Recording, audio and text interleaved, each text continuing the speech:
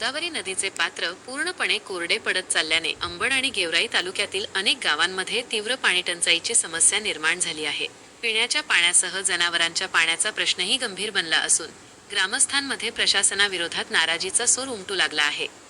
अंबड तालुक्यातील गोदावरी नदीकाठावरील शहागड, गोरीगंधारी, डोमलगाव, साष्ट पिंपळगाव, बळेगाव तसेच गेवराई तालुक्यातील नागझरी, खामगाव, सावळेश्वर, म्हाळस पिंपळगाव, गंगावाडी, राक्षसभुवन, पांचाळेश्वर यांसह अनेक गावांना गेल्या महिनाभरापासून तीव्र पाणीटंचाईने ग्रासले आहे.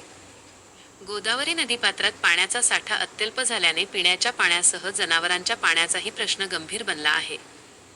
जून महिना सुरू होण्यासाठी अजूनही कालावधी शिल्लक असल्याने शेतकरी आणि ग्रामस्थांमध्ये चिंतेचे वातावरण निर्माण झाले आहे. दरम्यान मराठवाड्यात तापमानाचा पारा 42°C पर्यंत पोहोचला असून उष्णतेची तीव्रता वाढत आहे. त्यामुळे पाणीटंचाईचा फटका नागरिकांसह शेतकरी वर्गालाही मोठ्या प्रमाणात बसत आहे.